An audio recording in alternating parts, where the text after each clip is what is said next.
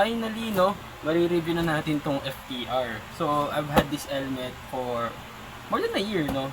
So, nabili ko to nung makina moto show last year, 2023.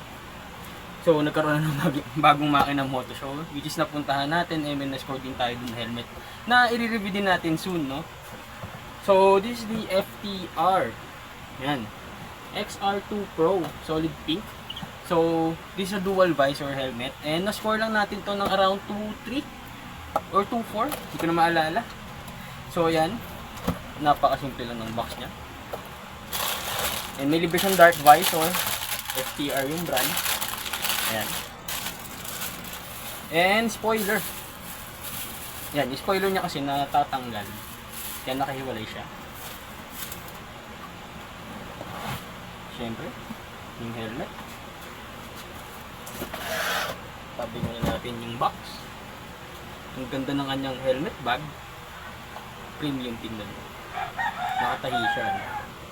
Ganda. So this is FTR. Ang pagkakatanda ko, Thailand. So ang nagdi-distribute nito is the ones that are distributing NHK helmets. Kasi sa isang boot lang sila. So I believe FTR has been with the industry for 11 or 10 years na. So yan, manual na hindi naman natin babasahin. Oh, dito pala yung tornilyo para sa kanyang spoiler. So this is size large. And unang-una pa lang makikita nyo agad yung padding niya is napakakapal. And ang nakabit sa kanya ngayon is yung clear visor, which is dual visor siya. Ayan. And for the vents, ito yung vents sa harap. Napakalaki. Sa taas din, very generous. And syempre, dito lumalabas yung init na hangin. Ayan. And dito din yung kanyang provision ng spoiler. So, one thing I noticed, no, itong rivet na threaded na nakakabit dito, stainless siya, no? Hindi siya galvanized na bakal. Kasi, nagamit ko na to for a year. Umulan, umaraw, lahat na ng panahon, nagamit ko to, napasa na to. Never siya kinalawang kahit yung tornilyo. So, plus point sa FTR. Kasi may mga nakikita ko ng mga helmet na ganito, na removable yung spoiler, yung ganito nila is kinakalawang na, yung tornilyo nila kinakalawang. And FTR stands for the road, for the race. Depende na lang daw kung paano mo gagamitin yung helmet. So, yung visor niya is pin lock ready. Yan. Nakikita dito ng pin lock. Wala siya kasamang pin lock, pero I'm not sure kung pin 70. Feeling ko pin 70 to kasi masyadong malaki. Yan, kung pin 30 kasi maliit lang. Yan, yun ang ganda ng kanyang bukasan ng kanyang visor sa gitna. So, it's either kaliwete ka or kanan yung gamit mo. Napakadali lang yung tagal.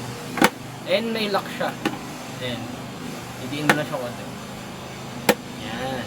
So, kung gusto mo i-defog, kung medyo naghahamog, angat mo lang siya konti. Meron na siyang space para makapasok yung hangin at mag-defog yung visor mo. And sa loob niya, meron siyang emergency release. So, ilayin mo lang to. Yan. Tanggal agad. Yung kabila din. Yan. Madali na siya tanggalin. And ang kanyang ratchet is quick release. Yan, no? Quick release ang kanyang ratchet. Yan. Napakadaling gamitin. And yun yung padding niya. Hindi niya kakapal. Yan. So, I can say na ganito din kakapal kasi kapal siya ng SJC. So, sa mga SJC user, alam natin kung gaano kakapal ang padding na SJC. Ang difference lang nila, yung foam na ginamit dito is parang memory foam. Parang siyang memory foam. Yan, pumabalik siya. And sabi ng FTR, it will take only a week of usage para ma-break in yung padding. And I can say na totoo naman. Sobrang ganda kasi ng padding niya. Kunting usage lang nang kukuha na niya shape ng mukha mo. Yan. So, intercom ready. Ayan siya. Nakikita niyo. May cutout na siya dito. And meron din siyang cutout dito na gapangan ng mic. Ayan yung napansin ko dito. Yan. Pwede siyang gapangan ng mic. And I believe na dito mo siya dapat ikakabit. Dito. So para sa akin medyo malayo. May gata sana ako nandito kaso dito yung latch para sa ating dual visor. So medyo kailangan natin mag-adjust. And one thing na ayoko dito is itong chin guard. Ang hirap na kasi tanggalin. So kailangan ko patanggalin yung 4 na tornilyo na yan para lang matanggal to. Kasi kung pipilitin mo, mapupunit siya. Ganun siya. So pag lalaban ko to, medyo mahirap. Ayun lang. So ito tanggalable din to. Hindi natin tatanggalin. Medyo matrabaho. So kabit natin yung spoiler, no, para ma-complete yung looks niya.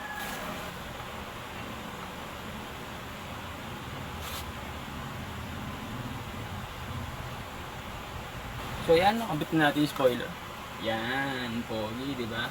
Yung spoiler niya is dark smoke yung kulay na spoiler. Yan, pogi. So kabit na natin yung dark visor, no, para ma-complete na natin yung looks. So madali lang siyang tanggalin, no. So you just have to pull this.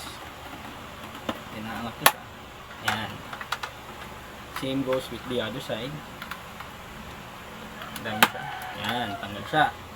Madadaling helmet or madadaling tanggalin na visor ibalik is I've tried the HJC CS15. Pag ganun mo kasi noon, pag hila mo, naglalak na siya, so madali siya tanggalin, and also the bell qualifier. Napakadali lang nilang tanggalin, no? So I don't know sa ibang brand or model ng helmet, so far yun pa lang yung na helmet na that I've owned na hindi lang tanggalin. So yan. So kailangan i-shoot nyo muna to. Yung parang itong kabitan niya dito. Parang hook kasi siya. So kailangan nyo muna siya ilusot dito. Bago nyo yan, i-click. Yun. Diba? So tanggalin na natin tong kanyang protector. Yan. So ganito yung tsura mo siguro pag naka-raise. So this is ECE 2206 approved na po. So I believe mga helmets na dapat ibebenta na lang hanggang 2024 is yung mga ECE na 2205. So hanggang 2024 na lang ata sila pwede ibenta, ang pagkakaintindi ko. So sulit na to. 2206 na siya. This is the updated one. And DOT. And syempre ICC sticker dito sa Pilipinas. Yan. So ang bigat niya is 1,550 grams. So overall okay naman yung weight distribution niya. Nagamit ko na to ng medyo malayo na ni rides. Okay naman, di naman siya makitang ulo ko. Siguro given na rin na saktong-sakto kasi sa mukha ko to. Yung size bag na to. So hindi lang nandito yung bigat ng helmet. Hindi lang nasa batok mo. Distributed siya. So yun yung isa sa mga importance kung bakit dapat talaga yung helmet is snug fit sa'yo, no? Talagang fit-fit ka talaga dapat. And forgot to mention na meron na siyang provision dito para sa mga nakasalamin nating riders. So yan, nakikita nyo yan.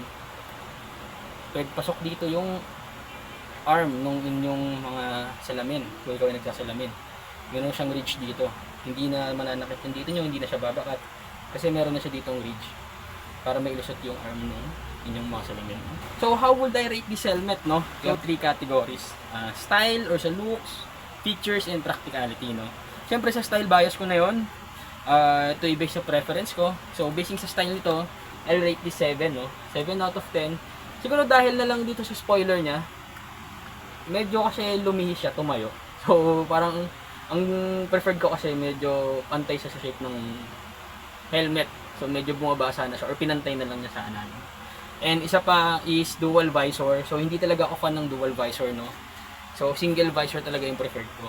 Kaya I'll rate this around 7 out of 10. So sa features naman, no, removable yung spoiler, kasamang clear lens, dual visor, may cutout para sa intercom natin. So I'll rate this 7 out of 10. Siguro nakukulangan lang ako dito sa kanyang quick release. Mas preferred ko lang talaga kasi yung double D-ring. And ito nga, isa pa dito, medyo mahirap siya tanggalin, no? Yan. Hindi sana may feature siya na hinihila lang. Kaya i-rate ko siya ng 7 out of 10. And syempre, practicality. Practicality is price basing sa mga features na nasabi ko. So, SRP nito, sa tingin ko around 3,600 ata. Pagkakaalala ko, 2,400. Depende sa graphics niya. So, I'll rate is 7 din, no? 7 siya basing sa features. Siguro mainly may mga iba namang brand dyan na nag-o-offer ng gantong features din pero mas mura. and mas practical siya para sa atin.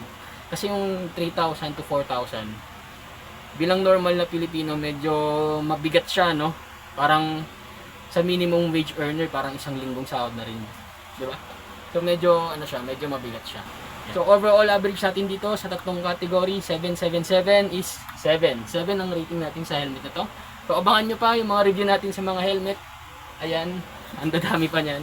I-review natin yan and tingnan natin kung ano yung pinaka best overall para sa mga helmet na nabili natin.